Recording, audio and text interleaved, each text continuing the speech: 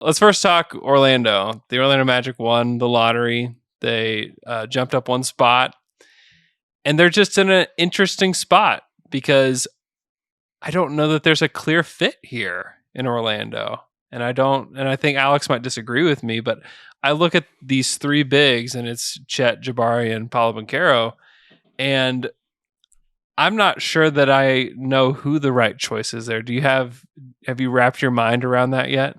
I don't. I'm wondering if this is like a bear trap to send me down the direction of who you want at two. No, but the good thing for Orlando is like they have options and real options, and they could use another big despite Mo Bamba being a restricted free agent, despite extending Wendell Carter. When you can upgrade to a Chet Holmgren or Jabari Smith Jr., you do it, right? And it's like if it was a guard at the top and they have such a logjam or just a multitude of guards, but you have a big thing to step in and I think play right away, but also develop and be a lot bigger down the road with time. And that's why I think you take the biggest swing to go with Chet Holmgren, because if all those things come together, he's going to be the guy that makes the most sense. It may not year one. I don't think there's like a necessary urgency from Orlando to go out and win 40 games next year. I don't think it's a failure if they end up in the lottery. So with Chet's rim protection, with his shot blocking, with his scoring, the shooting, the stuff he does off transition, and just so much to build upon, being 7 foot tall with a 7'7" wingspan, needs weight, needs time. That's who I would take number one. I did the quick little perusal around the internet after the lottery. We recorded a pod and I just looked at everyone's mock draft. Not many people have Chet first. A lot of people have Jabari Smith Jr., who's an unbelievable shooter and may fit better from day one. But I would still take Chet Holmgren. That'd be my pick. So you mentioned Jabari and Chet, and the name, and I agree. I was looking at mock drafts and they all had Jabari. Like maybe I saw one or two with Chet. I didn't see any with Paolo.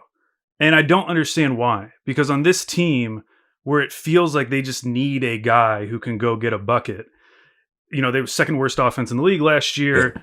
That you feel good defensively about the Magic. They have like a ton of guys you feel good about defensively, but like, how are they scoring points going forward? Why is Paolo not the obvious choice for the Magic in this scenario?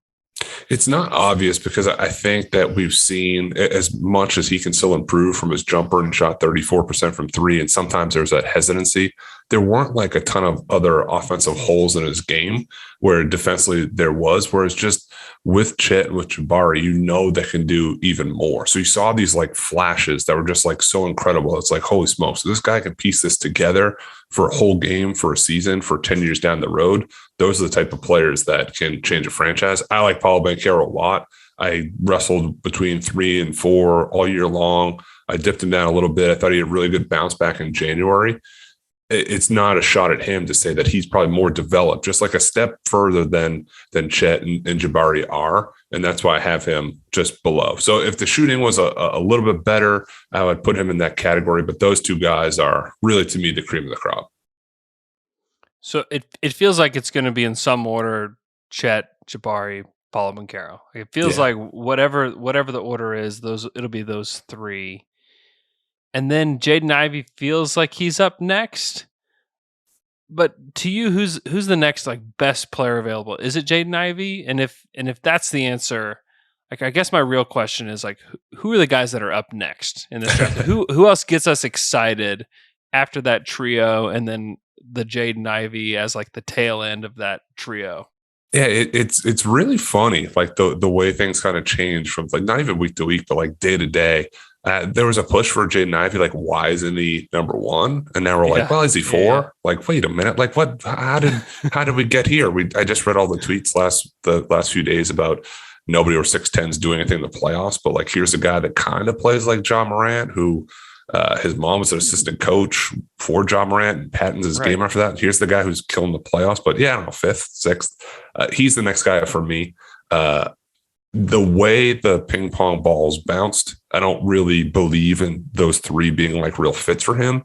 If say like the Blazers had number one or Sacramento, maybe it's like a different, better look, but with the holes that those top three had in the middle, that's why I think he slides down. It's nothing against his game, because when he was on the Big Ten, and going end to end at 1,000 miles per hour under control, then zipping passes to the corner for open threes, then dunking on guys. And when he actually wanted to play defense a little bit, jumping the lane for steals, like he looked like he could play in an NBA playoff game right now. Who do you think is going to be the best player? Like when it's all said and done, we're 6 or 7 years down the road.